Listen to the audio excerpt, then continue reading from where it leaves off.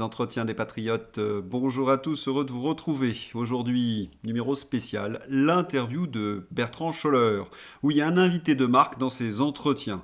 Vous le connaissez, Bertrand? C'est une conscience sur les réseaux sociaux. C'est un écrivain, un galeriste, un spécialiste de géopolitique. Eh bien, cet intellectuel, tel un dissident de l'époque soviétique, a été condamné dans le procès dit de cyberharcèlement de Brigitte Macron. Comment est-ce possible? Comment un esprit libre peut-il être condamné pour des tweets? Bertrand nous livrera son témoignage. Il va décortiquer avec beaucoup de précision les mécanismes de ce qu'on va nommer les procès de Moscou. Mais avant son interview, quelques rappels s'imposent.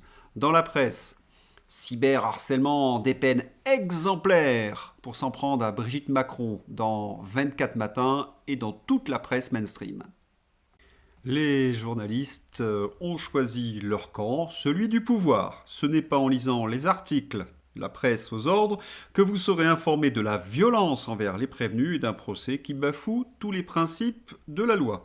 Un indice cependant dans ce que je viens de vous lire, une peine exemplaire. Bertrand vous dira tout. Brigitte a justifié en quelque sorte à l'avance le verdict. La dictature, c'est cela. Ça, c'est de moi. Cyberharcèlement de Brigitte Macron jusqu'à 6 mois de prison ferme pour les prévenus. Article du Figaro. Moi, dit Brigitte Macron, je me bats à longueur de temps, je veux aider les adolescents à se battre contre le harcèlement. Mais si je ne montre pas l'exemple, ça va être difficile, a indiqué dimanche soir l'épouse du chef de l'État lors du JT de 20h de TF1 à la veille du délibéré. C'est quoi ce charabia, cette étonnante comparaison? Peut-on mettre sur le même plan un ado esseulé et la toute-puissante Brigitte Macron? Là, je crois qu'on tient une piste.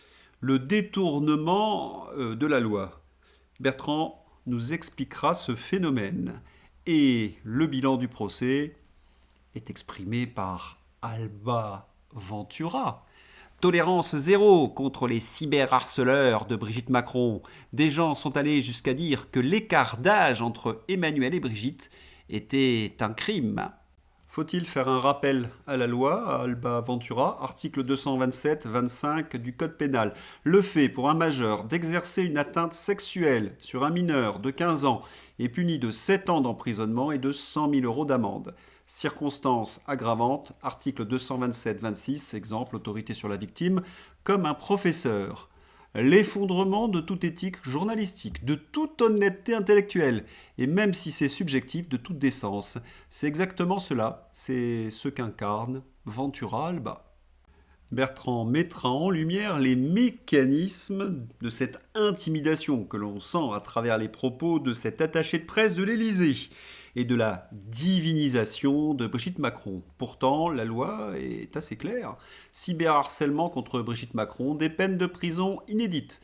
Les personnes publiques, et particulièrement les personnalités politiques, doivent accepter la critique, même très acerbe. C'est la jurisprudence de la Cour européenne.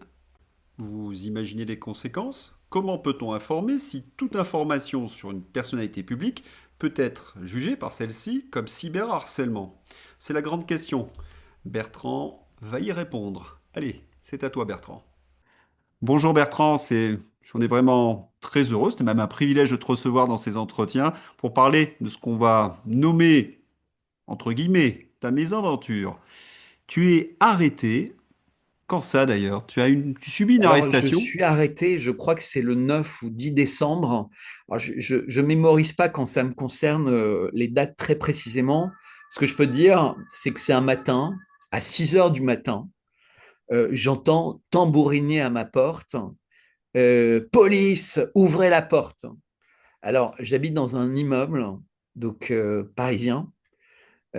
Quand à 6 heures du matin, la police hurle à ta porte en tambourinant dans l'escalier, inutile de dire qu'à 8 heures du matin, après le café, tout le monde le sait. Ben, c'est déjà la première chose. Donc, tu sais, quand tu vas revenir, tu vas avoir droit à tous les regards en disant qu'est-ce qui fait qu'à 6 heures du matin, Mais on est allé chercher Bertrand chez lui. Qu'est-ce qu'il a bien pu faire eh bien, c'est pour bien la justifier? question. Qu'est-ce que tu as fait? Tu participes à la Parce qu'en DZ fait, juste pour Mafia, tu revenir en fais du arrière, trafic de pour que la stupéfiants? police vienne te chercher à 6 heures du matin, il faut que le parquet considère que ce que tu as fait mérite au moins 2 ans de prison. C'est-à-dire qu'on ne peut pas venir te chercher à 6 heures du matin pour quelque chose qui mérite moins de 2 ans de prison. En dessous, il te convoque. Donc, pour Mais, qu'on te mais, cherche, c'est 2 ans. mais tu as dû faire quelque chose d'absolument d'épouvantable. Je sais pas, tu participes à la Mais alors justement, mafia, du trafic d'armes. Qu'est-ce que l'on te reproche? eh ben, justement, alors quand la police, j'ouvre la porte, euh, et il me demande si je suis seul, ceci, cela, enfin toutes les questions d'usage. Est-ce qu'ils peuvent rentrer? Est-ce qu'ils peuvent confisquer ton téléphone? Etc. Et ils me demandent si je sais pourquoi ils sont là. Alors je leur dis non, mais peut-être que je fâche quelqu'un de puissant parce que la seule chose que je peux faire qui peut énerver, c'est de m'exprimer. Et, euh, et ils me disent non. Alors je leur dis bah, de quoi il s'agit. Ils me disent on vous le dira. Donc la police t'interroge et tu ne connais pas le motif de leur intervention. Non. Quand est-ce que tu vas savoir qu'est-ce que l'on te reproche? Alors très vite en fait, parce que on te demande bah, de t'habiller, hein, on te sort du lit. On te dit de prendre des affaires parce que ça va pas se passer que chez toi, c'est-à-dire qu'on va te déplacer entre guillemets ailleurs, mais tu sais pas où. Et on te fait signer un certain nombre de papiers parce qu'ils commencent à les sceller entre guillemets. Donc on te demande si tu veux qu'ils prennent, si tu veux bien qu'ils prennent le téléphone, s'ils ont le droit de regarder chez toi, etc., etc. Donc, à toutes ces questions, bah, moi, je réponds oui parce que j'ai pas de. D'abord, j'ai pas d'habitude, j'ai pas été préparé à l'idée que quelque chose comme ça m'arriverait un jour dans ma vie. Et tu vois, je suis pas violent, je suis pas Non, mais tu es harceleur, un honnête. Voilà, je suis pas diffamant, je suis pas. Vraiment, c'est pas ma nature, c'est pas d'être quelqu'un qui fait des choses répréhensibles. Euh, et, euh, et donc, je découvre à ce moment-là que je suis informé que c'est une plainte euh, contre Xavier Poussard, Aurélien Poisson-Atlan et X. Alors, pas X, le réseau social, mais X. Et une plainte qui date de l'été 2024. Donc, c'est pour te dire, c'est une plainte qui a été très, très rapidement mise en instruite. branle, puisque c'est Oui. beaucoup plus lent en général, qui date de l'été 2024. Et voilà. Donc, mais je ne sais pas, moi, précisément, ce qui m'est reproché, puisque la seule certitude que j'ai, c'est que je n'ai jamais considéré comme centrale cette affaire. En revanche, j'ai considéré que cette affaire prenait des proportions énormes et que en ça, c'était quelque chose qui devenait d'intérêt public parce qu'on devait comprendre pourquoi l'État, d'une certaine manière, remettait sans cesse, que ce soit Emmanuel Macron, Brigitte Macron, la fille, etc., des pièces dans une machine pour que cette affaire soit intarissable, puisque ce soit sur TF1, sur TPMP, partout. En fait, ils en parlent, c'est-à-dire qu'ils mettent cette affaire sur la table. Et donc, je me disais, ah, il faut pas faire semblant de ne pas savoir que ça existe. Et donc, j'avais évoqué, mais vraiment rarement, ce Alors, dossier et je ne pensais pas du tout qu'on puisse me reprocher ce que j'avais fait. voilà. Donc, dans la presse, on te reproche à un moment une caricature de Brigitte avec un torse velu. C'est ce que j'ai lu dans le Parisien, je crois. Mais ce n'est pas toi qui as fait la caricature. Tu as dû retweeter ou... Alors, en fait, l'été 2024, il y a une photo qui devient une icône mondiale sur un zodiaque. Il y a une séance de photos où Brigitte a un maillot de bain bleu Oui. et il y a plein de photos. Et entre autres, certaines de ces photos sont diffusées par une de ses filles et la photo fait le tour du monde. Et moi, je suis en pèlerinage à ce moment-là et je vois la photo, donc je retweet une des photos, mais pas celle qui fait scandale. Et, et je pose simplement la question qui est, suis-je? Tu sais, c'est je pense donc je suis, ou alors être ou ne pas être. Donc, c'est vraiment la question essentielle qui est, euh, à un moment, ça devient tellement grand qu'il faut percer l'abcès, mais pas en attaquant les gens, en disant tout ce que vous dites est ridicule. Voilà, vous aviez demandé des preuves. Voilà mon frère, on est là, il est sur le plateau avec moi, voilà ceci, voilà cela. Vous êtes qu'une bande de cons et vous m'avez fait souffrir. Et là, ça dure 2 secondes et ça arrête d'être une affaire d'État puisqu'elle dit elle-même dans sa plainte qu'où qu'elle aille à l'étranger, les gens lui en parlent. Et donc, c'est effectivement, si ça va à ce point-là, ça fragilise la France. Et elle le dit elle-même. Donc, il faut trouver une solution. Et tout le monde sait très bien que la solution ne se retrouve pas dans les plaintes, puisque les plaintes n'ont en principe que, et il n'y a qu'à demander aux policiers, ils vous le diront, le système de la plainte et l'appel de la police en disant je suis saisi d'une plainte à votre cours, c'est vraiment pour faire peur à la personne, pour qu'elle arrête ses actions et pour éviter d'avoir à Alors, encombrer la police, voilà. les tribunaux. Mais tu es donc arrêté pour un tweet, en fait. Voilà. Et le tweet dont parle le Parisien, mais d'autres, mais même, j'ai appris que Poulain utilisait la même information en disant il a été arrêté pour avoir fait un montage. Je n'ai fait aucun montage. Cette photo est détournée, comme la photo de la table de Vladimir Poutine avec Emmanuel Macron. Et je vois une photo, franchement, qui me fait marrer. Elle est méconnaissable. On a plutôt l'impression que c'est une photo de camping. Et moi, pour la rendre encore moins reconnaissable, mais pour montrer à quel point ça devient iconique, j'enlève la tête et j'enlève la couleur. Et donc, et je poste bonne nuit. Et si tu veux, ce que j'essaie de dire, c'est qu'on en est arrivé à un tel point que quelqu'un mettrait 2 melons et un concombre, tout le monde comprendrait.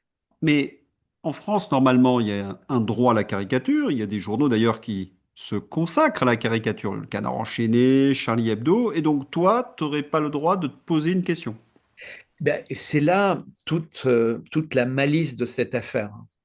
C'est-à-dire que tu as le droit de la presse, donc le droit à la caricature, le droit à poser des questions, etc. Mais on est dans une loi nouvelle qui crée une bulle qui est séparée du droit de la presse, qui s'appelle le harcèlement. Et cette loi, en fait, déconnecte de toutes les sécurités liées au droit de la presse. C'est-à-dire que tu es avec une loi qui est uniquement sur la répétition, mais pas forcément par la même personne. La répétition au sein d'une meute d'attaques qui sont censées être dirigées vers une personne pour la fragiliser, pour la harceler. Et donc, Brigitte Macron, ou ses conseils pour éviter le droit de la presse, donc pour éviter le droit à Charlie ou le droit de tous les journaux télévisés, etc., donc la loi de 1901, utilise une loi sur le harcèlement qui permet de faire condamner des personnes pour un commentaire ou un retweet envers quelqu'un qui n'est même pas sur les réseaux sociaux. Alors, ça, c'est un point qui est très important. Tu n'as pas cyber harcelé Brigitte. Tu ne Non. lui as jamais envoyé de messages haineux, même des caricatures, rien. En fait, c'était sur le réseau social X à ta communauté.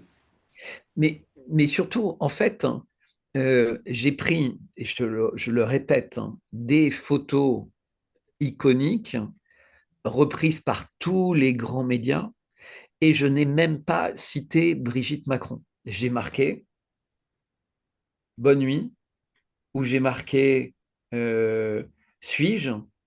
Et sinon, par exemple, j'ai pu prendre une couverture de gala. Mais la couverture de gala, c'est pas moi qui l'ai fait. Et en tant que galerie, j'analyse l'image. Je m'interroge, je dis pourquoi est-ce que Gala a décidé de mettre en couverture de son numéro spécial homme une femme? Ah oui, ça, je me souviens, ouais, de cette affaire. Et donc, je pose des questions de bon sens. C'est-à-dire que à aucun moment, j'ai l'impression de faire quelque chose qui dépasse l'acceptable. Oui, tu utilises tout simplement le droit à la liberté d'expression, le droit à l'opinion, et tu fais ton travail en même temps. Tu es écrivain, tu réfléchis au monde, donc tu te poses des questions. Ça n'a rien à voir avec du cyberharcèlement. D'ailleurs, dans la loi, si je l'ai bien lu, pour cyberharceler, il faut envoyer des messages directement à la personne. Parce qu'à partir du moment où tu réfléchis sur Sarkozy, il pourrait se dire, je suis cyberharcelé si j'envoie 5, 6 messages sur Sarkozy parce que je l'apprécie pas politiquement. Eh ben, c'est comme ça que le juge a interprété. C'est-à-dire que le juge a interprété à ce niveau-là. C'est-à-dire que même à l'intérieur d'une émission, avec des commentaires politiques ou économiques, s'il y a une phrase qui est, qui déborde dans le domaine qu'on pourrait caractériser de personnel, ça suffira. Si dans la même période, mais même une période très étendue, ils peuvent identifier qu'il y a eu des centaines de personnes qui, sur les réseaux, ont fait des attaques personnelles contre lui, même s'il n'était pas présent. Et là, ils considèrent qu'il y a une meute. Ça crée vraiment un précédent, c'est ça qu'il faut comprendre. Non, mais c'est terrifiant parce que des personnes qui ont fait des commentaires sur Brigitte, il n'y en a pas 10 000, il n'y en a pas 100 000. Cela se compte en centaines de millions de personnes. Oui, oui. Donc on a choisi 10 personnes pour faire peur, pour intimider et envoyer un message très violent à tous ceux qui font des réseaux sociaux, c'est-à-dire qui sont sur les réseaux sociaux et qui pensent qu'ils sont couverts par la liberté d'expression. Et là où ça a été très habile, c'est bien que tu me poses la question sous cette forme, c'est que c'est une sélection, c'est un casting qui a été fait. Il faut reprendre juste un tout petit peu en arrière. Le matin de décembre, on est trois à être arrêtés ce jour-là, mais on apprend qu'il y a plus d'une trentaine de personnes qui sont déjà ciblées à ce moment-là, sur des milliers. Et au cours des mois qui vont être suivis, des mois suivants, jusqu'à début avril, ils vont faire le casting d'un procès dont la mise en état est en juillet. Mais nous, dès décembre, on est déjà convoqués à ce procès. Et moi, je me rappelle, il s'était passé quelque chose de tout à fait farfelu. C'est qu'en mars, j'avais quelqu'un qui m'avait contacté en me disant, je sors de garde à vue. Donc la personne avait trouvé le moyen de me contacter. Est-ce que vous pourriez me contacter pour m'aider? Je comprends rien à ce qui m'arrive. Je sors de garde à vue dans une affaire. On m'a dit que je serais peut-être convoqué à un procès en juillet. Et, euh, et ils m'ont cité votre nom, celui d'Aurélien. J'ai essayé de contacter Aurélien, mais il ne m'a pas répondu. J'ai essayé de contacter Branco, mais on ne m'a pas répondu. J'ai essayé de vous contacter. Et c'est vrai que moi, j'ai répondu. J'ai dit de quoi vous voulez parler. Et la personne me dit ça. C'est-à-dire que, et après, quand on a eu accès au dossier, on a réalisé que des personnes parmi les 10 avaient reçu leur convocation en avril suite à leur garde à vue. Mais eux tous ont été convoqués. C'est-à-dire que ceux qui ont été recherchés au pied du lit étaient des personnes avec des profils spéciaux, dont le troisième, qui est le premier, qui était quelqu'un qui travaille dans l'éducation nationale Le professeur de et qui a sport. été celui qui a décidé de plaider totalement coupable, en fait, parce que toute sa carrière risquait d'être arrêtée s'il avait ce genre de condamnation. Non, mais c'est quelque chose d'absolument terrible parce que lorsqu'on est sur les réseaux sociaux, en tout cas dans l'esprit de beaucoup de gens, il y a la liberté d'expression. Quand tu insultes quelqu'un, quand tu diffames, tu es responsable de la diffamation et de l'insulte. Mais lorsque tu fais une caricature, que tu te poses une question et qu'on te dit attention, c'est du cyberharcèlement, alors que tu n'as jamais eu la personne en direct, c'est une grande surprise. Et d'ailleurs, c'est ce qu'ils ont manifesté lors du procès. Tu as eu 35 heures de garde à vue. Donc on a essayé de te travailler un petit peu psychologiquement. 10 heures d'audition, mais dans des conditions où on te prend tout, hein, on te prend ta montre, on te prend ton téléphone, tu sais pas ce qu'ils font avec ton téléphone, on te prend absolument tous tes repères. Tu vas dormir en prison, puisque 35 heures, ça inclut une nuit, un peu comme un terroriste, si tu veux. Il a fallu beaucoup de Pour un temps pour tweet, hein, que il une faut quand garde à même vue soit rappeler, de hein, plus de 24 heures. il faut rappeler, c'est pour 2 ou 3 tweets. Oui, oui, 3 oui. Et donc, c'est extrêmement perturbant et 10 heures de questions, c'est épuisant.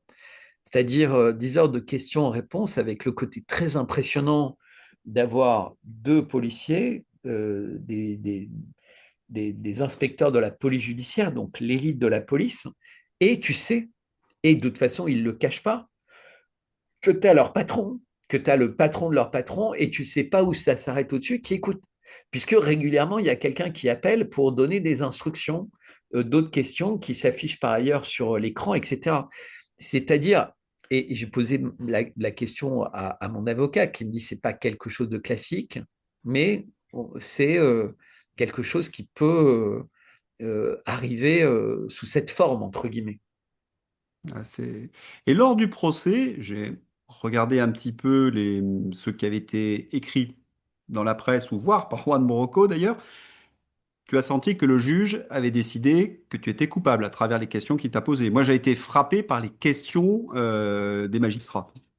Alors, c'était On sentait que c'était à euh, charge. c'était très, très à charge. Avec pas mal de personnes, c'était même agressif, très agressif. C'est-à-dire que je voudrais pas rentrer dans la caricature, mais parfois il y avait même une expression de haine dans certains visages au sein de la cour qui faisait froid dans le dos. C'est-à-dire qu'on avait l'impression que les personnes avaient été parfaitement conditionnées à considérer que c'était ce qui se passait était gravissime. Il faut bien se rappeler les conditions de la période Covid où on avait des gendarmes qui allaient sur la plage arrêter des personnes.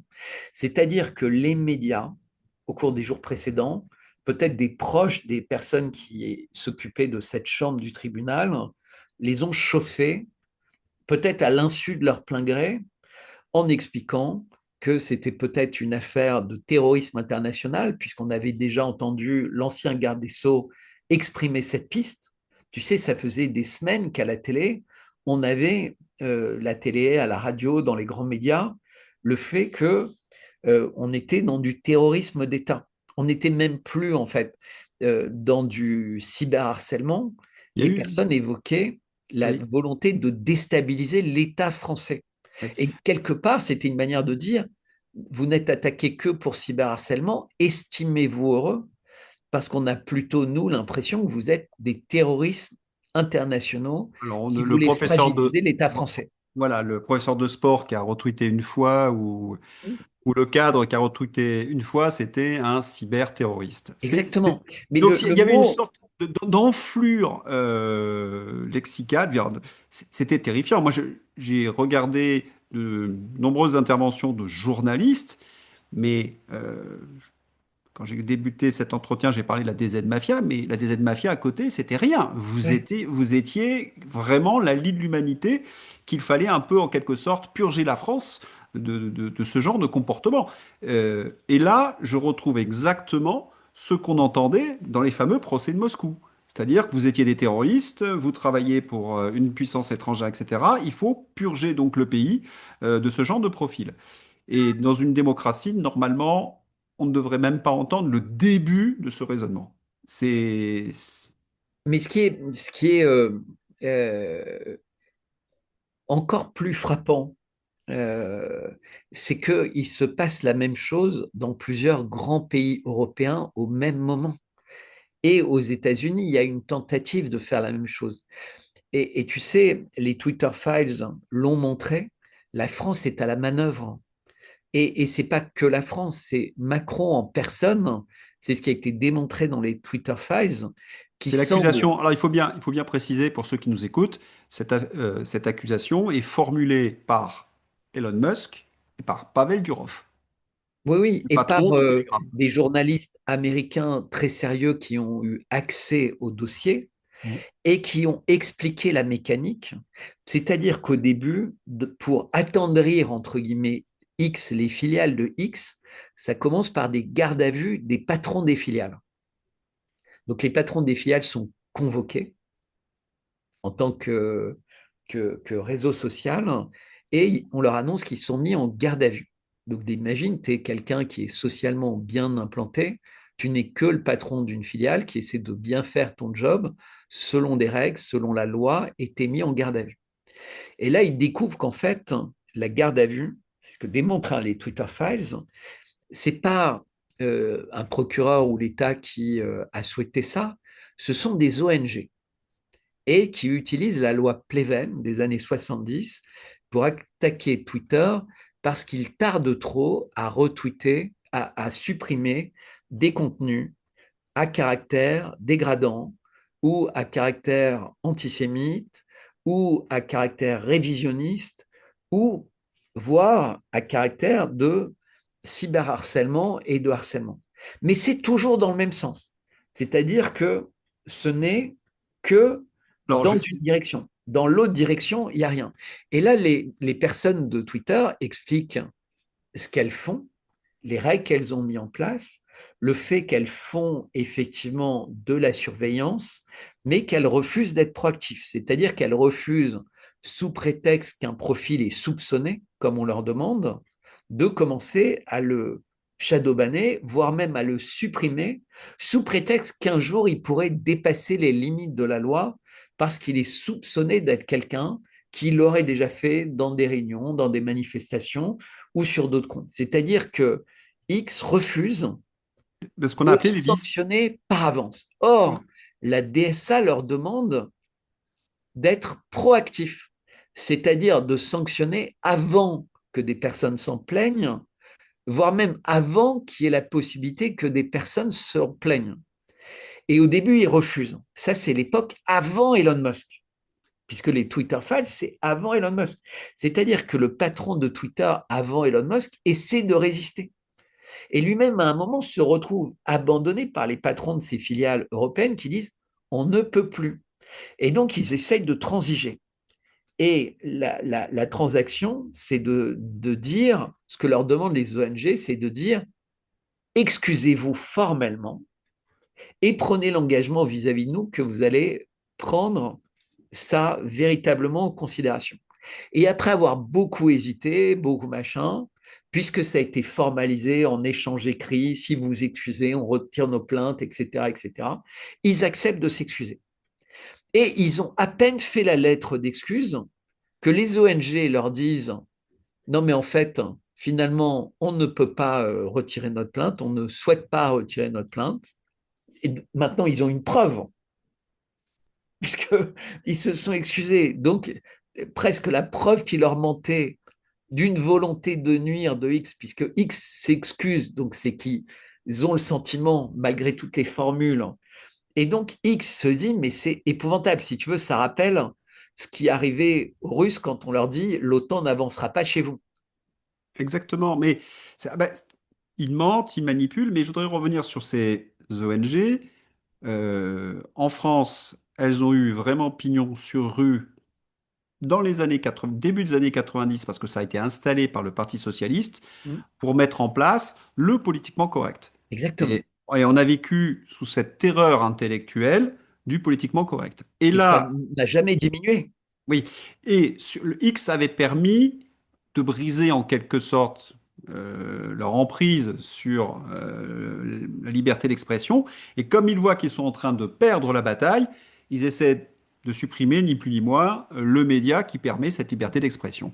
Et je voudrais ajouter quelque chose, c'est que cet été, Aurore Berger en a rajouté une couche, puisque le DSA va travailler avec ces mêmes ONG pour poursuivre ou persécuter les opposants politiques des progressistes. Voilà, donc et c'est le grand combat d'Elon Musk de sauver la liberté d'expression à travers son réseau X. Mais C'est peut-être pour préciser ce que tu viens de dire avec les ONG en question, qu'est-ce qui s'est passé? La DSA, on a découvert, ça a été dit, mais pas du tout à mot couvert, a déjà des budgets pour que des personnes payées par elle interviennent sur les réseaux pour faire de l'identification, pour raisonner les gens, entre guillemets, donc pour apporter la contradiction, etc. Sauf que là, la DSA dit, on va enregistrer des fact-checkers officiels, des organisations qu'on considère dignes, aptes, etc. Donc on reprend les mêmes ONG, comme tu dis, qui sont nées avec la loi Pleven dans les années 70, qui se sont développées Alors, depuis elle a vraiment, en fait, ce qui s'est passé, c'est que dans les années 90, les socialistes ont permis à ces associations. 70, hein, la loi Oui, Pleven. oui, mais en 90, il y a eu une modification qui a été terrible. C'est que les socialistes ont permis à ces associations de porter plainte contre des Oui, oui, individus. oui, C'est ce qui a tout changé, en mais fait. c'est ce Parce qui a tout qu'avant, changé. C'est ouais, pour parce ça. que tu te retrouves en tant que simple individu face à une organisation, j'ai presque envie de dire armée rhétoriquement contre Ouais. toi, avec des moyens financiers. Et souvent, les individus se plient parce qu'ils ne peuvent pas faire face à une association. Et Face à c'est une des association. moyens financiers de l'État, Qui puisque plus comme est. ces associations bénéficient de défiscalisation, c'est une Et de manière camouflée. subventions. Oui, oui, mais c'est une subvention camouflée. Ben, C'est-à-dire qu'on ils ont donne aussi des l'impression. subventions directes, parce que Oui, j'ai oui. travaillé sur pas mal de ces ONG. Elles sont financées par la mairie de Paris, elles sont financées par tel ou tel ministère, et en plus, Les évidemment, régions, régions. les Et, départements, et qui voit-on à la tête de ces ONG? Des cadres, en fin de compte, progressistes, bien connus du et système. les gens qui sont sur les plateaux télé des grandes chaînes mainstream. Bien Parce sûr. que tu as des ONG qui sont plutôt tendance de gauche, qui sont sur les chaînes tendance de gauche, les ONG qui sont tendance de droite. Mais récemment, on a Julien Drey qui a révélé le lien entre les deux. Donc lui récupérait de l'argent avec, mais en fait, il y avait un pont entre nous. C'est pas moi qui le dis, c'est lui. Je, C'est-à-dire qu'il a le cynisme de dire euh, quelque chose que s'il y a des années, quelqu'un avait évoqué ça, on lui aurait dit, vous mentez. Et finalement, lui-même le dit. c'est ce qu'on dénonce depuis, ce qu'on dénonce, en tout cas dans la sphère patriote, c'est cet État socialiste progressiste. En fait, je dis socialiste parce que quand j'entends État socialiste, certains pensent que je ne vise que le Parti socialiste. Non, c'est tout le monde progressiste et tu peux mettre Rotaillot à l'intérieur, par exemple. Lorsqu'on voit qu'il défend le système comme il le Ouais. fait, c'est le... D'ailleurs, tu sais comment on les Il a appelle? été ministre en étant le chef de l'opposition. C'est pas possible. Il Oh, n'était même pas Premier ministre. non, mais c'est... Et tu sais comment on les appelle, les LR et le PS? Non. L'herpès. Et l'herpès. Tu vois, c'est ça, hein, c'est une infection. Ben oui, oui. Une Et ça infection fonctionne. d'État. Et c'est le problème, c'est que euh, le système a fait en sorte que suite à la dissolution, il y ait deux gros blocs, un LFI, un RN, face auxquels, où que soient les gens, bah, ils disent ah non, mais moi je me ferme le nez en regardant LFI, et les autres disent moi je me ferme le nez en regardant le RN. Et résultat, au centre, c'est naturellement complètement dominé par Macron et qui récupère en fonction des besoins d'un côté ou de l'autre. Bah, quand tu travailles sur l'élection présidentielle de 2016-2017, il y a des endroits où la gauche et la droite se réunissent, hein. C'est par exemple le siècle. Et un des grands membres du siècle, Olivier Duhamel, voyait les cadres de droite et de gauche pour qu'ils soutiennent Emmanuel Macron. Et il y avait une blague en 2017, c'était l'alignement des planètes. L'alignement des planètes dans ce milieu parisien, cela signifiait tous les réseaux européistes, etc., derrière Emmanuel Macron, qu'ils soient de droite et de gauche. C'est-à-dire qu'on a eu des écologistes qui soutenaient Emmanuel Macron, on avait des socialistes, des LR, certains communistes, Robert Hue par exemple, qui Ouais. était derrière Emmanuel Macron. C'était ce fameux alignement des planètes et avec également toute la presse mainstream. Il manquait personne hein, pour Et, soutenir Emmanuel mais Macron. Mitterrand avait conceptualisé ça, mais il n'avait pas réussi à briser le parti de droite dite républicaine. Et donc, c'était moins simple. Mais, mais, mais Macron, il les a pas brisés, il les a dilués. Il les a rendus compatibles avec lui-même. C'est-à-dire qu'aujourd'hui, euh, les mecs, pour un Marocain, ils étaient prêts à tout, en fait. Et on voit bien. Euh, Darmanin, c'était quand même quelqu'un qui était pas franchement à la gauche de la droite. Il était C'était plutôt, droite dure. ouais, ben, aujourd'hui, il est extraordinairement compatible avec Emmanuel Macron. Ah bah, il Euh, leur a donné les... Oui, oui, il leur a donné la possibilité de faire carrière, alors que dans le parti, ils auraient été marginalisés. On pense à Bruno Le Maire. Bruno Le Maire avait été marginalisé au sein des LR. Il s'est vendu donc à Emmanuel Macron. Oui. Et Bruno Le Maire, ce qui est très impressionnant, c'est que euh, quand il y a eu le gouvernement Lecornu 1, avant le gouvernement Lecornu 2, il a été un peu le valse pour la droite en revenant. Tu sais, le paratonnerre. Donc il a dit, bah, puisque c'est moi qui empêche le gouvernement, je pars et puis vous ferez un gouvernement. Quelque part, je pense qu'il s'en foutait. Mais ce qui m'a fasciné au cours des derniers jours, c'est une information que je n'ai pas vérifiée, mais il a été celui qui a donné son sabre à Bernard Arnault quand il a été fait, comment dire, immortel, entre guillemets, il y a Ouais. quelques jours. Ah, j'ignorais, ouais. Ah, c'est à Ouais. vérifier, ça. Ouais. Alors, on va revenir sur ta mésaventure, pour réutiliser le terme du début. Lors du procès pour cyberharcèlement, il faut donc prouver que tu as cyberharcelé Brigitte. On a vu que ce n'était pas le cas, mais il faut aussi démontrer que les tweets ont eu un impact douloureux pour Brigitte Macron. Cela entraîne des troubles, affecte sa santé, etc. Est-ce que le jour du procès, vous avez eu des éléments qui ont montré qu'elle avait été affectée? Alors, alors déjà, il faut voir quelque chose qui est très particulier dans ce genre de procédure. Je t'ai dit, il y en a qui, dès décembre, savent qu'ils auront un procès. Il y en a qui l'apprennent en avril. Il y a des gens qui sont capables de trouver une solution pour avoir un avocat dans un tel procès. Il y en a, c'est beaucoup plus difficile. Et, euh, et surtout, on découvre en juillet qu'on n'a toujours pas les conclusions de la partie adverse. C'est-à-dire au moment de la mise en état du procès, on ne sait toujours, on a la plainte de Brigitte Macron, mais on n'a pas les conclusions de son avocat. Et les conclusions, on va les avoir la veille du 27 octobre. On va avoir 65 pièces de conclusion la veille et on va avoir parmi ces pièces un certificat. Donc, ce n'est pas une attestation, parce que les médecins n'ont plus le droit de faire ce genre d'attestation. Il y avait eu trop d'abus. Maintenant, il faut que ce soit obligatoirement les urgences médico-judiciaires, ou un expert habilité, mais qui aura été nommé par un juge. C'est-à-dire que tu ne peux pas choisir ton propre expert. Tu peux éventuellement venir avec ton expert pour contester l'expert choisi par le juge. Ou tu peux prendre ton expert pour contester l'expertise des UMJ. Mais là, il n'y a pas eu d'expertise des UMJ, il n'y a pas eu d'expert nommé pour évaluer les choses. Et donc, elle arrive la veille avec une lettre de son médecin disant que... Alors, c'est très compliqué parce que c'est illégal de faire ça pour un médecin. L'ordre des médecins l'interdit. Mais bon, je ne vais pas Bon. douter de l'ordre des médecins.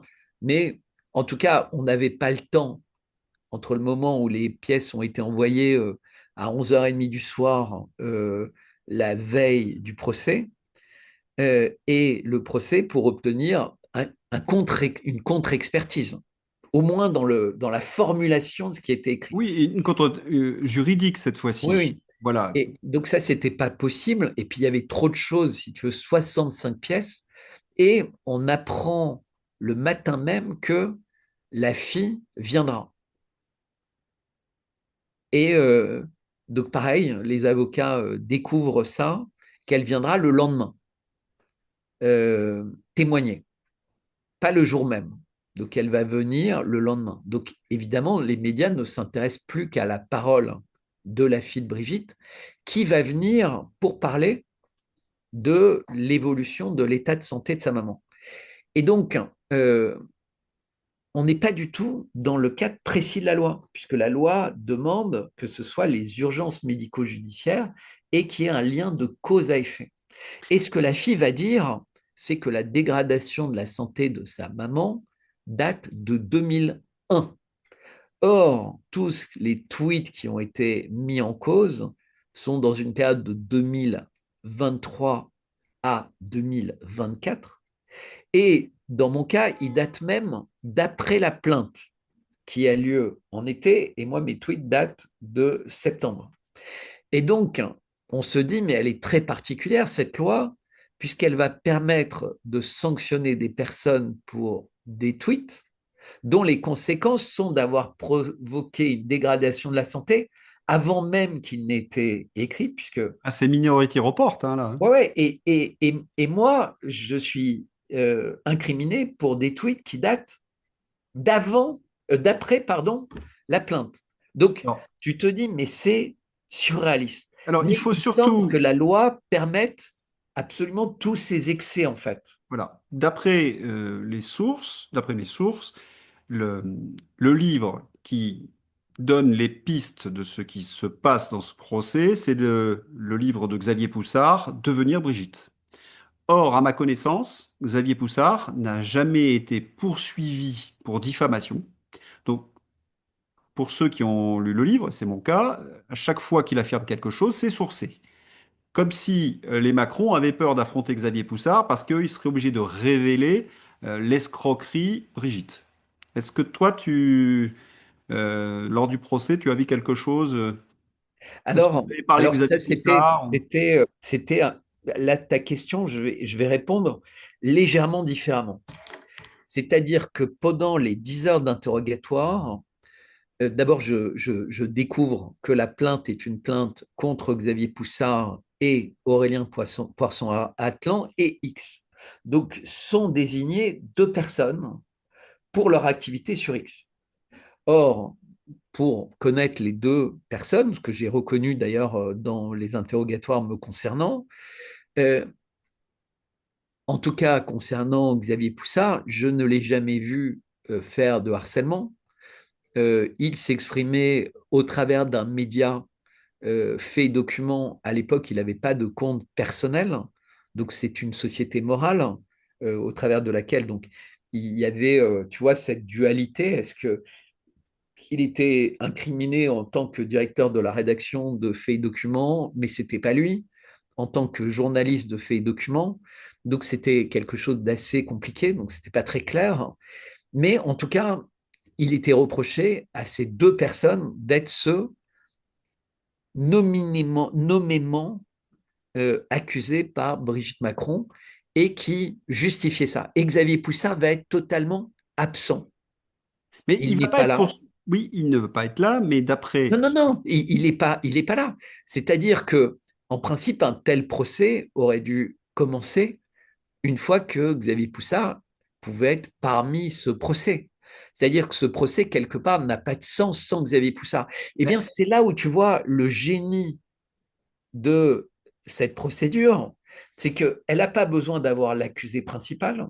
Éventuellement, elle n'avait même pas besoin d'avoir l'accusé secondaire tiers.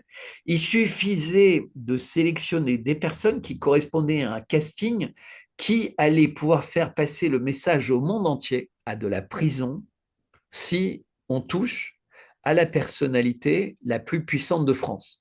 Moi, j'ai discuté avec une profileuse, j'ai discuté avec des psychiatres, des psychologues.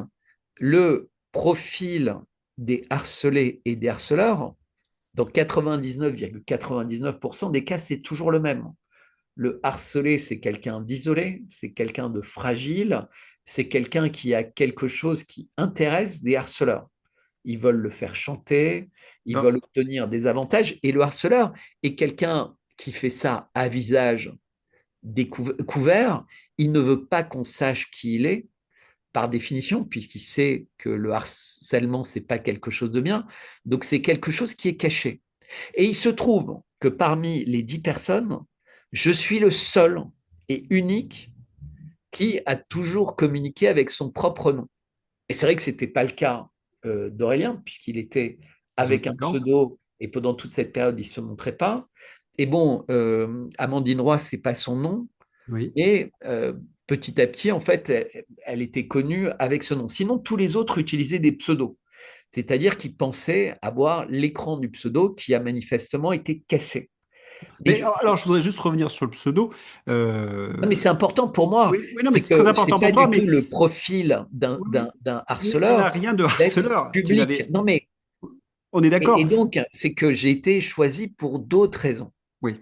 Alors, je voudrais revenir sur Xavier Poussard, puisque il a bien dit dans ses tweets qu'il était inattaquable en termes de cyberharcèlement, puisqu'il ne faisait que de l'information, et qu'à ce titre, il n'avait pas été poursuivi. C'est-à-dire qu'il y avait bien une plainte, mais qu'elle n'a pas été reçue, donc. Elle n'a pas sur Xavier Poussard. Oui. En Voilà. fait, c'est plus compliqué.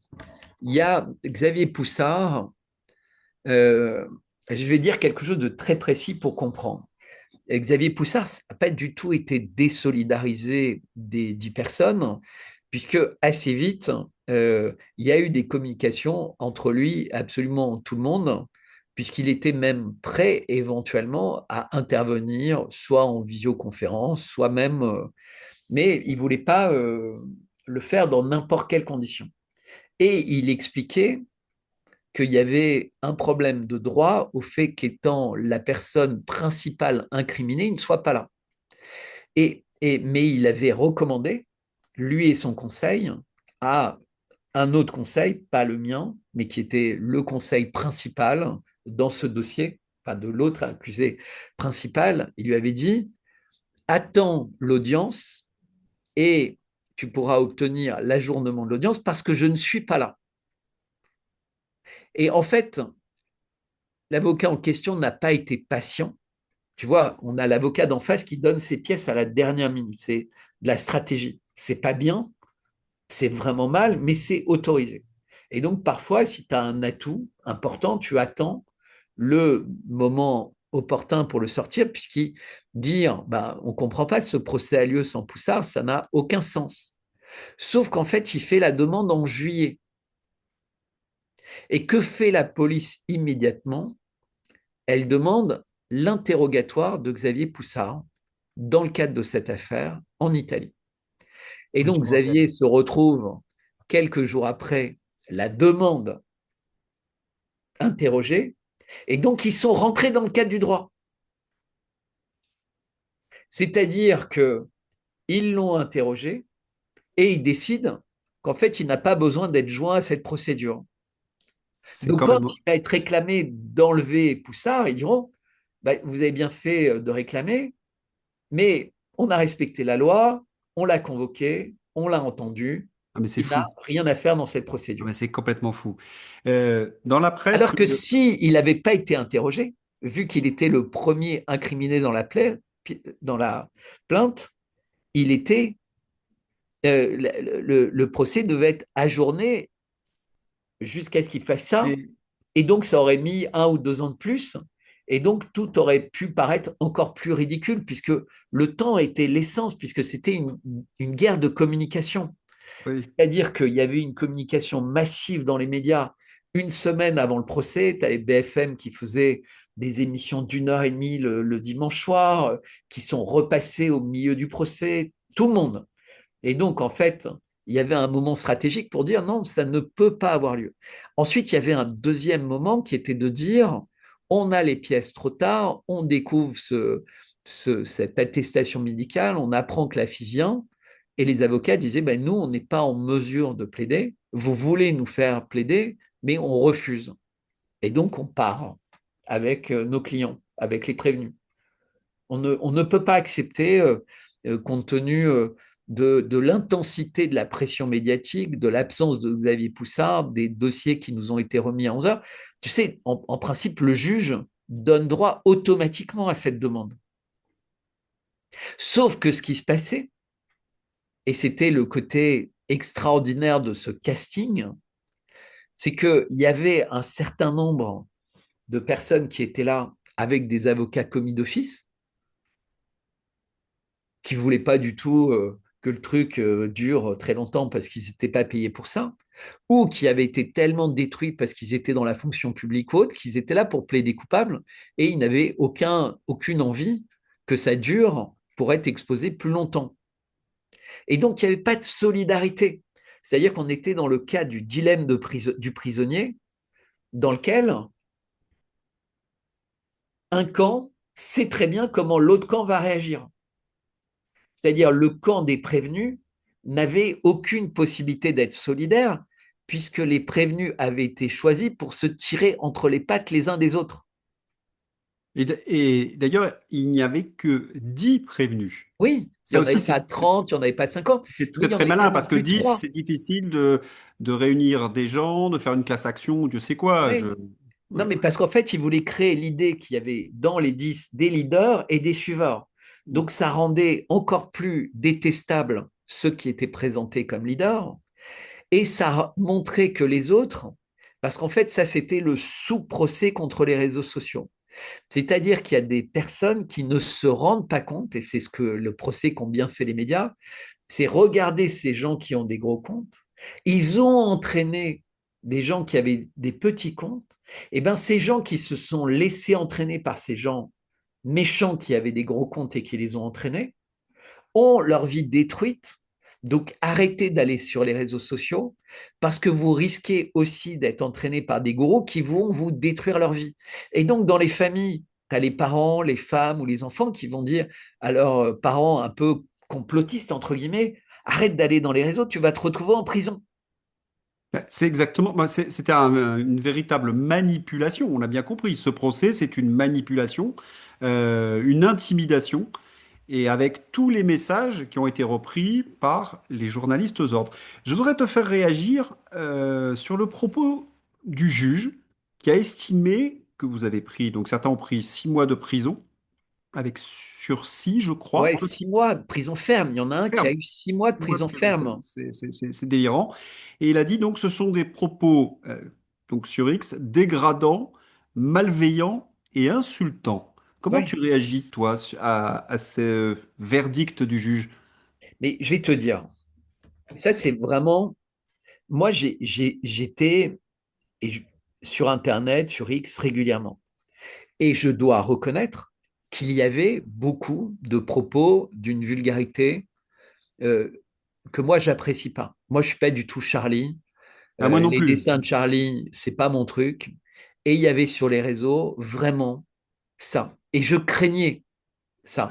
Je craignais l'amalgame de ça. Il y avait des comptes, je vais pas les citer, des gros comptes connus, reconnus, influents, qui se donnait à cœur joie de faire des choses et de dire des choses détestables sur le sujet. Aucun d'eux n'a été incriminé, Mais alors, souvent parce que je veux c'est juste t'arrêter une seconde. Ça a été aussi un problème pour moi, parce que le problème, Brigitte Macron, on en parlera dans quelques instants, c'est un problème crucial. Or, à partir du moment où tu es dans l'excès, tu tires contre ton camp, en fait. exactement. Et on a eu la même chose pendant le Covid. C'est-à-dire que certains qui sont allés trop loin dans certaines thèses ont nui à ceux qui se battaient scientifiquement contre les laboratoires. On a exactement la même chose. C'est-à-dire Et que c'est celui qui est dans l'excès, bah, il nuit à la cause.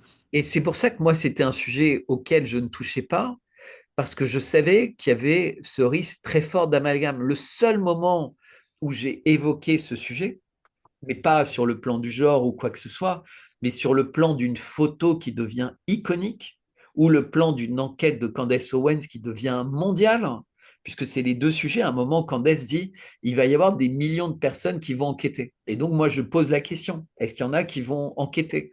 Tu sais, il y avait Alors, Emmanuelle Anison qui était allée enquêter sur place, elle était allée toquer aux portes, elle était j'avais lu son faire livre son que je livre. trouve particulièrement épouvantable, et je vais en parler 2 secondes. C'est qu'Emmanuel Anison a les pièces de Natacha Ray dans les mains. Elle voit que Natacha Ray est surveillée, qu'elle est même persécutée, qu'elle sort de vraies informations. Parce que, attention, je voudrais qu'il n'y ait pas d'erreur dans ce que j'ai pu dire il y a un instant. Il y a un vrai dossier Brigitte, un vrai dossier. On en parlera dans quelques instants. Elle avait trouvé des choses. Après certaines conclusions, c'est à Brigitte aujourd'hui, et justement, elle devrait nous apporter des preuves, on n'en parlerait plus. Mais il y a un vrai dossier Brigitte. Et Emmanuel Anison, au lieu de dire attention, il y a quelque chose qui ne va pas avec les mensonges, notamment de la presse People et des médias, non, non, elle va se retourner contre Natacha Ray alors qu'elle voit que Natacha Ray est persécutée. J'ai trouvé l'attitude donc d'Emmanuel Anison particulièrement, comment dirais-je, peu professionnelle. Voilà. En Je... fait, hein, je pense que euh, on est exactement dans ce qu'on vient de décrire. C'est-à-dire que les personnes qui sont un peu institutionnalisées, comme Emmanuel Anison, que je connais, euh, voient les excès d'autres personnes, comme Aurélien, qui a peut-être sur certains sujets a pu être excessif, Mais est-ce comme... que l'excès n'est pas garanti par la liberté d'expression? Quand non, tu mais es... C'est ça aussi. non, non, non, non, mais je t'explique que les Ah oui, personnes bien sûr, bien sûr. institutionnalisées n'ont pas envie d'être dans un amalgame avec d'autres personnes. C'est terrible, Bien c'est sûr. triste, c'est comme ça.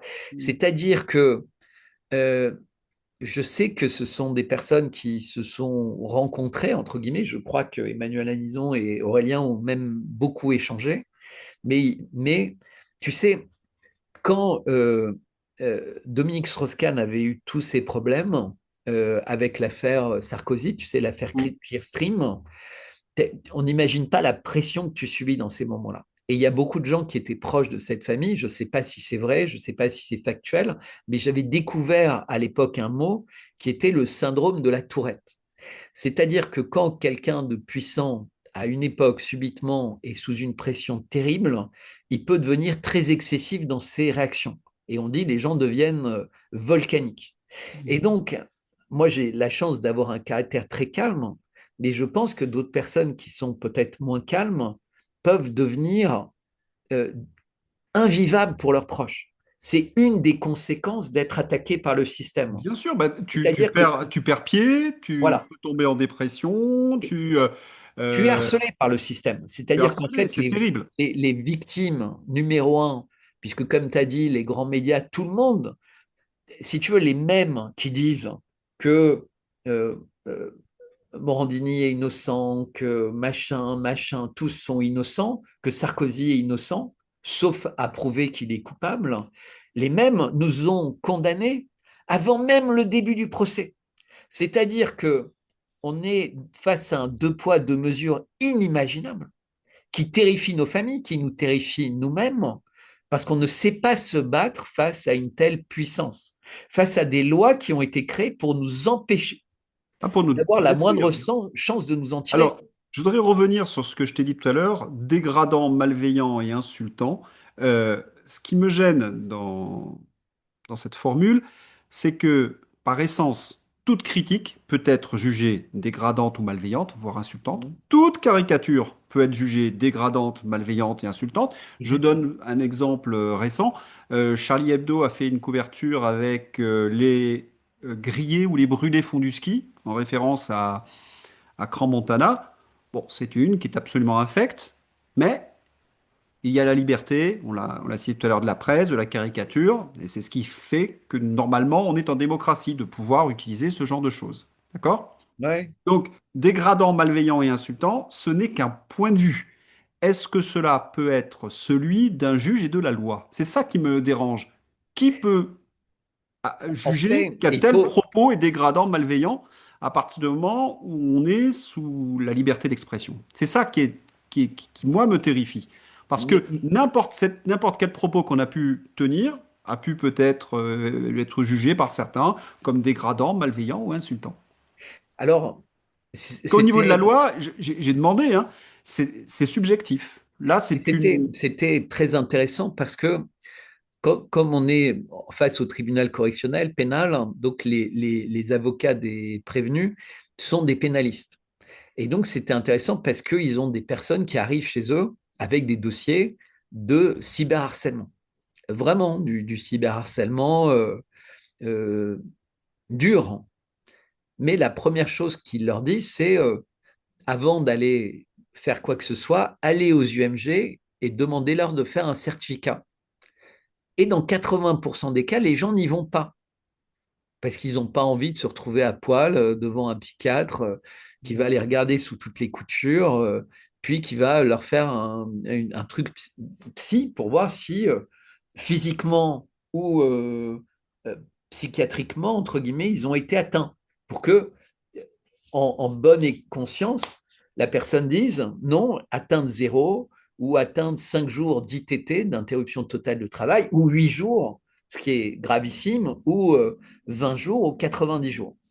Et donc, quand la personne ne revient pas avec un certificat des UMJ, les avocats leur disent ça ne sert à rien, la police n'instruira pas votre plainte sans certificat parce que c'est la base même de cette loi sur le cyberharcèlement, c'est les conséquences sur vous.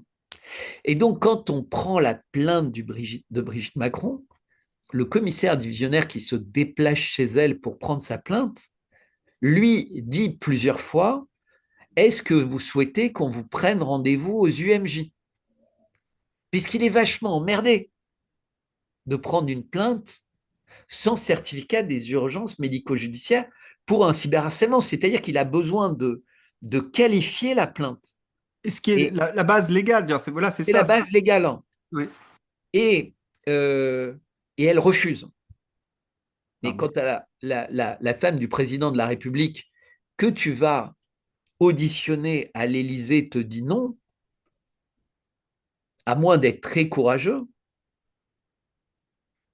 et ça arrive à des gens comme toi ou moi qui sommes peut-être trop courageux d'une certaine manière, eh ben tu rentres et tu dis voilà, j'ai cette plainte. Comme tu vas rentrer en tant que commissaire divisionnaire, tu vas enregistrer la plainte et tu vas contacter le parquet.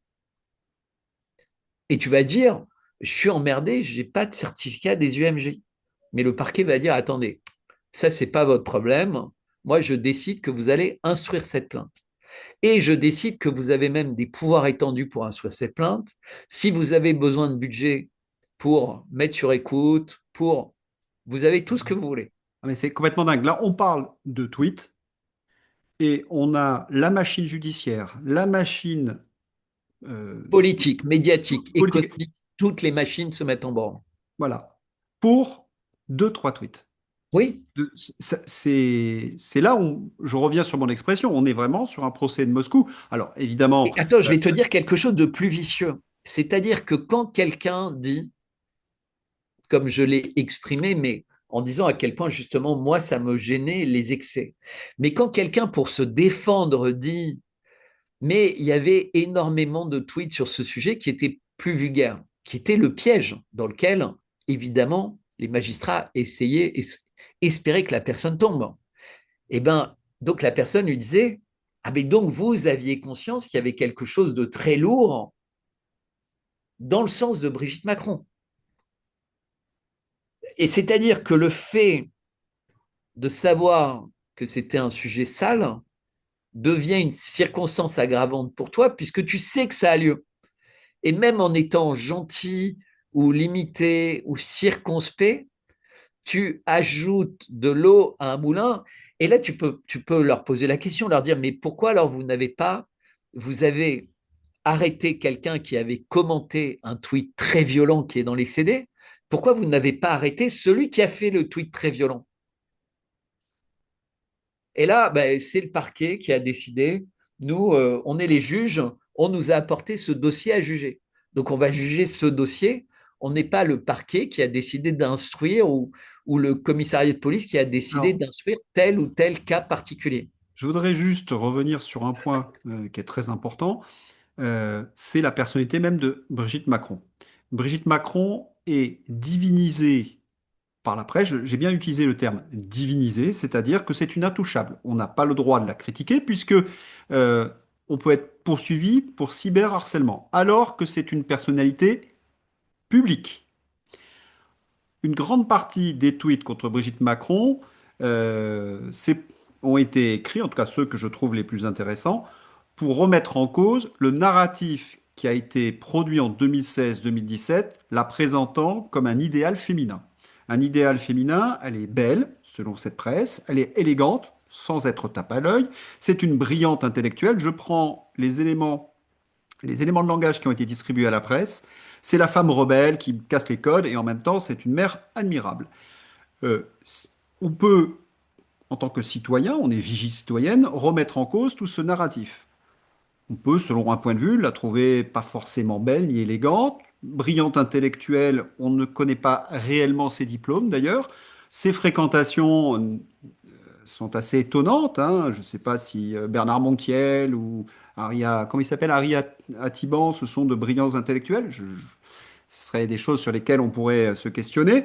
Quant à la femme rebelle qui brise les codes, elle a eu une relation avec mineur. Or, dans le jugement et dans la presse, on intimide les gens qui se posent des questions sur le fait qu'une adulte en responsabilité d'un mineur dans un établissement scolaire ait pu avoir une relation intime.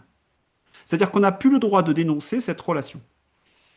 Et, Mais c'est là où c'est. et d'ailleurs, je voudrais quand même, je vais juste faire un petit rappel parce que c'est vraiment très important.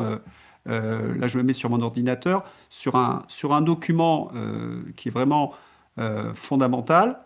C'est que, il faut rappeler, article 227 du 25 du Code pénal, le fait pour un majeur d'exercer une atteinte sexuelle sur un mineur de 15 ans est puni de 7 ans d'emprisonnement et de 100 000 euros d'amende. Circonstance aggravante, autorité sur la victime comme un professeur. Ça, c'est la loi.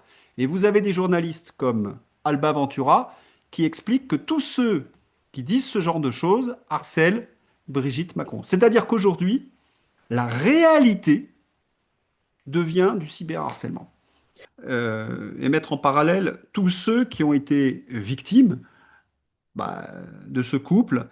On pense d'abord aux Gilets jaunes, Mhm. la judiciarisation des Gilets jaunes, comment ils ont été, parfois, ils ont pris des peines de prison alors qu'ils n'avaient strictement rien fait. Ça a même été Des reconnu. milliers, hein, Hein? des Oui, milliers de gilets jaunes. des milliers de gilets jaunes. Et ça a été reconnu au plus, je veux dire, par les instances internationales. J'ai envie également d'évoquer le sort des paysans aujourd'hui. Mhm. Hein, il y a ceux qui sont devant l'Assemblée nationale, qui peuvent manger gentiment des saucisses, et puis qui appartiennent à la FNSEA, et ceux de la coordination rurale qui se font véritablement taper dessus dans nos campagnes. Donc voilà, hein, le double, tu parlais tout à l'heure du deux poids, deux mesures. Et puis, évidemment, j'ai envie de parler de Jacques Beau et de Xavier Moreau. Quel est leur crime à Jacques Beau et à Xavier Moreau? Bien, c'est essentiellement d'avoir eu des analyses qui n'étaient pas dans la doxa européiste. Voilà, c'est leur seul crime. Et Jacques Beau est Surtout à qu'on est Bruxelles. censé ne pas être en guerre, hein. Ah oui, avec un pays dont on est censé on n'est pas être en guerre. Jacques Beau est prisonnier en quelque sorte à Bruxelles, il n'a plus de carte bleue, il est nourri, d'après mes sources, par ses voisins, parce qu'il est bloqué. Quant à Xavier Moreau, il a un peu plus de chance, parce qu'il est à Moscou, donc il est au milieu de sa famille, mais il ne peut plus retourner en France, qui est sa patrie. Voilà, donc on a un pouvoir qui devient de plus en plus totalitaire, qui organise des procès spectaculaires pour manipuler les foules et pour entrer dans un narratif, et notamment le contrôle des réseaux sociaux, parce que c'est ça votre procès. C'est essayer de trouver des méchants, toujours, hein, ce manichéisme, les méchants méchants, et nous on est les gentils, donc on va vous protéger des méchants méchants dans le narratif un peu imbécile, et ils vont faire ce déni de justice, cette dérive totalitaire. Il faut absolument que les gens s'informent et qu'ils croisent les sources et qu'ils ne se laissent plus aller, comment dirais-je, par ces narratifs manichéens qui sont la preuve que c'est de la bêtise. En fait, c'est ce que j'essaie de dire à travers mes entretiens, c'est-à-dire que quand vous avez une opposition entre des méchants et des gentils, une diabolisation, c'est que vous avez affaire à un processus totalitaire. Voilà. Et ça, les gens doivent le comprendre. C'est vraiment un des messages que j'essaie de leur faire passer. Toute forme de diabolisation et d'affrontement comme ça direct, c'est jamais très bon signe en fait. On a eu vax, anti-vax, Oui. réchauffistes, climato-sceptiques, etc. Ah, donc vous recommandez pas de vacciner, Mais, alors que vous êtes d'accord pour dire que c'est bien pour les d'ailleurs, formes. tu Ah, parles et de... vous êtes d'accord pour dire que le climat a changé, mais vous voulez rien faire alors que vous. Ouais, non. Alors, justement, sur le réchauffement climatique, moi, la fac, je l'avais étudié avec le roi Ladurie, mais on parlait pas de réchauffement climatique. On parlait de variation Ben climatique. oui, mais qui Déjà, le existe terme, depuis la nuit des temps. voilà, ça n'a plus le même sens. C'est-à-dire que si tu dis qu'il y a des variations, c'est-à-dire qu'il y a des périodes de réchauffement et des périodes de refroidissement, avec le miniage glaciaire. L'excès de langage, quand j'écoute LCI, c'est lorsque j'écoute notre ministre des Affaires étrangères, il est Oui. là l'excès. Voilà. Mais Bon. on n'est qu'au début, en fait, ça s'aggrave. C'est-à-dire, je crois que tous ceux qui pensent que on n'en a plus que pour quelques mois étaient les mêmes qui pensaient qu'on n'en avait plus que pour quelques mois en 2022, début 2022. Je crois qu'on est au début de mauvaises surprises, en fait. Heureusement qu'il y a des pays qui calment un peu le jeu, mais en France, personne ne protège ce qu'on essaye de faire. Personne C'est-à-dire ne qu'on ne peut protège la pas liberté compter. d'expression. Ouais, Le débat, je- je suis bon. Les gens savent que je suis pas de gauche, que je suis de droite et peut-être pas qu'un peu, mais avant, des gens comme moi aurait pu être sur un plateau de TV avec un communiste, avec un socialiste. Courtoisement, on aurait débattu. Oui, On aurait chacun défendu notre position. mais tu aurais pu aussi débattre contre quelqu'un de droite sans aucun problème et sans faire semblant. Bah, absolument. Car alors, après, c'est ce qu'on appelle la droite. Il faut savoir, pour moi, les LR, c'est plus de la droite, hein. Voilà. Non, Voilà. mais tu vois Voilà. ce que je veux dire, c'est Mm. que toi, t'es pas manichéen. Et c'est pour Non. ça qu'il y a beaucoup de gens qui te suivent. Ouais. C'est-à-dire que si quelqu'un que tu as apprécié jusqu'à maintenant dérive, tu vas le dire sans aucun souci. Parce que t'es pas, tu vois, t'es pas dogmatique. Le problème, c'est qu'on est dans un système dogmatique. C'est-à-dire que les gens rentrent dans une secte de pensée Ah oui, il y a une et ne sorte veulent de. pas en sortir, en fait. Ouais. Et ça nous nuit beaucoup, tu sais. Ouais. Bah, ce que j'explique Je des mets mon experts. bouquin là à l'image. Bravo. Oui, très bon bouquin. De- il y a quelque chose que j'essaie aussi de Il est faire sur passer, Amazon hein, pour les personnes qui nous écoutent. qu'il n'oublie pas. Je le mettrai en description. Voilà. Euh, c'est un message que j'essaie de faire passer, c'est que normalement, quand tu défends une thèse, elle doit passer au crible des arguments de tes adversaires pour qu'elle soit acceptée. Exactement. Voilà. Ce qui fait que sur certains sujets qui sont très complexes, nuancés, je peux avoir un point de vue, mais c'est pas pour autant que je vais annuler ceux de mes adversaires politiques si je les juge raisonnés. C'est-à-dire qu'il y a des gens de gauche avec lesquels je peux dialoguer. Bon, c'est sûr que ce sont des gens qui sont plus proches du Frexit, par exemple. Voilà, il y a toute une série de personnalités que je suis avec beaucoup de plaisir. J'écoute leurs analyses.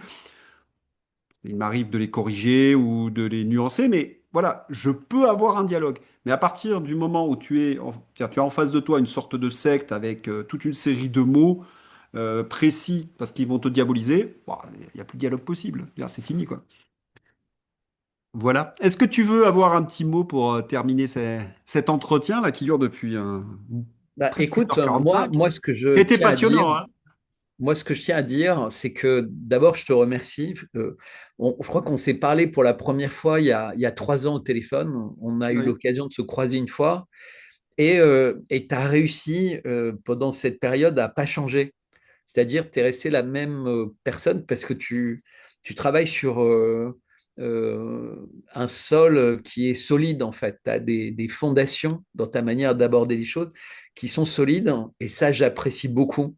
Et à chaque fois que je cite ton nom auprès d'autres personnes, bah, les personnes ont confiance en toi, même si elles ne partagent pas l'étiquette qui est la tienne, qui, comme tu viens de le dire, est de droite.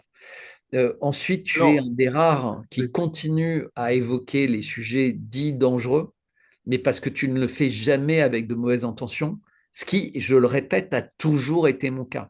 C'est-à-dire, je me suis jamais laissé aller à l'insulte, à la diffamation, à machin. J'essaie toujours d'avoir une approche très argumentée, très Tu sais comment on solide. appelait ça autrefois?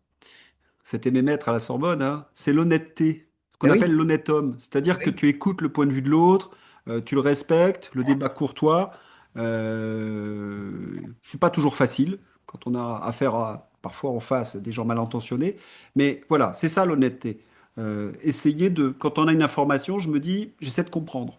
Voilà, la première chose, j'essaie de comprendre, je mets en parallèle différentes sources, ce que ne font absolument plus aujourd'hui les journalistes. Tu regardes par exemple sur la guerre à l'Est, tu as grosso modo les dépêches de certains, comment dirais-je, certaines officines atlantistes et puis un point c'est tout, quoi. Tu n'as mhm. t'as plus le droit de dire certaines choses. Voilà. Sur la pandémie, j'ai des gens qui m'ont menacé de procès alors que tout ce que j'ai pu dire dans mes vidéos était sourcé. Oui, mais Et parce qu'en fait, à l'époque, ils n'auraient même pas eu l'idée de t'attaquer pour cyberharcèlement. ouais.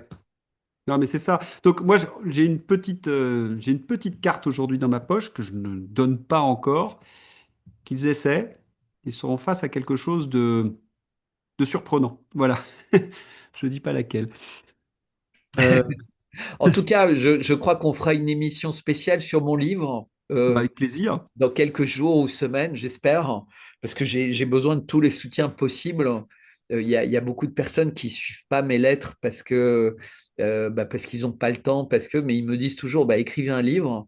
Donc j'écris un livre et comme ça tombe pile au moment où j'ai plus mon compte principal sur X puisque je suis interdit de l'utiliser, Ah oui, ça, il faut bien le rappeler. Ça aussi, on te prive de ta liberté d'expression. C'est quand même exactement, d'une partie de ma liberté d'expression. une partie de la liberté d'expression, mais de priver un réseau social comme X, c'est quand même t'amputer d'une grande partie de ta capacité de communiquer avec ta communauté. Exactement. Donc, et puis voilà, les merci. Voilà, merci, Bah, mon c'est le cher merci à Louis, toi et j'espère qu'on se retrouvera comme la dernière fois devant un bon verre de vin. avec plaisir, ça me manque. Avec, allez, avec, au revoir Bertrand et à bientôt. Je voulais remercier donc Bertrand pour sa courtoisie, son honnêteté et sa disponibilité. Un vrai plaisir d'échanger avec lui. Quelques éléments factuels pour illustrer les propos de Bertrand. Xavier Poussard. Mais pour exister juridiquement, le cyberharcèlement doit avoir entraîné une altération de la santé mentale de la personne qui se dit visée, en l'occurrence Brigitte Macron. Or, comme le révèle le dossier, Brigitte Macron a refusé de se soumettre à cet examen auprès de l'unité médico-judiciaire. Xavier Poussard, toujours. Pour caractériser ce cyberharcèlement comme une action de groupe, les autorités françaises ont sélectionné une dizaine d'internautes anonymes ayant retweeté ou commenté des contenus relatifs à Brigitte Macron. Ensuite, la police a demandé à Google ou à X de fournir les données relatives aux numéros de téléphone associés à leur compte. Puis, une fois identifiés, ces individus ont été placés sous surveillance policière à leur insu pendant des mois, déplacements tracés, relevés de comptes bancaires, etc. Enfin, en décembre 2024, de façon simultanée, tous ont été perquisitionnés et placés en garde à vue, dont une personne handicapée à 75%.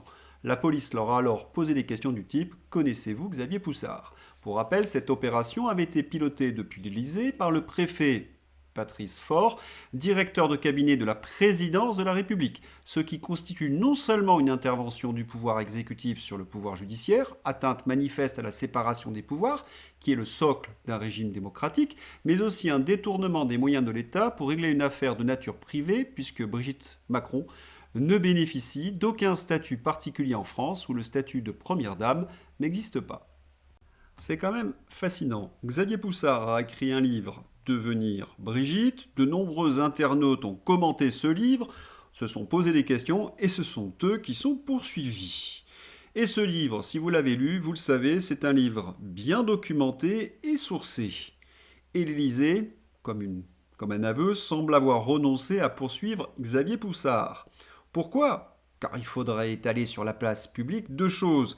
Les mensonges sur le narratif Brigitte, exposé dans le livre de Xavier Poussard, mais surtout la complicité des médias qui ont véhiculé tous les bobards. Mais cette affaire de cyberharcèlement est inscrite dans un calendrier politique très particulier. Macron explique que pour faire cesser les fausses informations sur lui et sur Brigitte, il faudrait élargir l'infraction de cyberharcèlement, pouvoir saisir un juge pour supprimer les contenus en 48 heures et punir les réseaux sociaux. Macron milite depuis des mois pour la suppression des réseaux sociaux. Normal, c'est un contre-pouvoir qui dénonce toute sa propagande. Et il est rejoint par toute une meute. Par exemple, ce genre de professeur. Il faut inverser le risque entre les scientifiques et les désinformateurs. Ce lundi, le ministre de la Santé, Stéphanie Rist, a rendu public le rapport sur la désinformation en santé, rencontre avec l'un des co-auteurs, Molimar. C'est un professeur qui a le plus désinformé pendant la période Covid. Et il est rejoint par toutes les âmes mortes de la pandémie. Désinformation en santé. La solution serait peut-être d'interdire X. Quand tu n'as rien à te reprocher, tu ne proposes pas d'interdire un espace de discussion. La pire équipe des petits capots censeurs. Il est peut-être bon de rappeler que de nombreux procès un peu partout dans le monde, on peut prendre celui aux États-Unis de Purdue Pharma, de nombreuses commissions d'enquête, comme celle sénatoriale sur le HNNA, ont mis en lumière que des médecins ou des scientifiques se font le relais de l'industrie pharmaceutique au mépris total de la santé de leurs patients. Perdu Pharma, renseignez-vous, vous verrez, c'est plus de 500 000 morts. C'est pas rien quand même. On comprend mieux l'empressement de certains à vouloir faire taire les esprits critiques. Il y a un autre sujet où on aimerait faire taire les esprits forts. L'ARCOM condamne CNews pour désinformation climatique. Le principal intéressé répond: Quota Climat, qui est un lobby, pousse depuis des années à faire passer des textes qui restreindraient la liberté d'expression sur ces sujets. Ce sont des lobbyistes, pas des scientifiques. Leur objectif, c'est de restreindre la liberté d'expression. La directrice de Radio France a d'ailleurs reconnu que les climato-sceptiques ne peuvent plus passer chez eux. Ce que Quota Climat nomme désinformation climatique est en réalité les données factuelles et scientifiques qui sont exprimées par des spécialistes de l'énergie et qui remettent totalement en cause le business très juteux de l'éolien ou solaire de tous ces financeurs. Sous l'ère Macron, il est interdit de contredire le narratif officiel. Voyez ce qui est arrivé à Jacques Beau et à Xavier Moreau. Soutien total à Jacques Beau et à Xavier Moreau, victimes des européistes qui bâillonnent, persécutent et écrasent quiconque ose rétablir des vérités face à la propagande mensongère de LCU et de l'Union européenne. Mais imaginez, Jacques Beau a vu ses comptes en banque bloqués. Il ne peut plus se nourrir. Ce sont ses voisins qui lui apportent donc ses repas. Quel est le crime de Jacques Beau? Avoir remis en cause la doxa sur la guerre à l'Est. Le délit d'opinion. Et sur les plateaux de télévision, on vous vend 1984 avec un joli sourire. Incroyable, nous étions en juin 2025. La ministre macroniste du numérique, Clara Chapa, explique tout sourire comment en macronistan on ira sur Internet demain. Il y a plein de techniques possibles, ça va de la reconnaissance faciale à la pièce d'identité. Vous irez aussi chez vous, chez votre buraliste, qui vous donnera, après avoir vérifié votre pièce d'identité, un petit code que vous mettrez dans le site internet. Et après, on va donner des leçons à la Corée du Nord. Liberté, vite. Fascinant. Cela devient même une règle. Les lois les plus liberticides, les plus épouvantables, nous sont vendues par de jeunes femmes souriantes. Arrachez le masque et voyez qui s'y cache. Gabriel Attal, une première victoire. Notre proposition de loi visant à interdire les réseaux sociaux aux mineurs de moins de 15 ans vient d'être votée en commission. Danger absolu. Les macronistes ont fait voter leur proposition de loi en commission pour interdire les réseaux sociaux aux moins de 15 ans, ce qui signifie identité numérique et fichage de tous sur les réseaux sociaux. Permettre aux parents d'interdire les réseaux sociaux à leurs enfants, oui, ça passe par une application de contrôle parental unique et simple pour les téléphones et les PC, une application ergonomique et incontournable. Interdire ou simplement restreindre. Là, l'État jouerait son rôle en permettant aux parents de jouer leur rôle.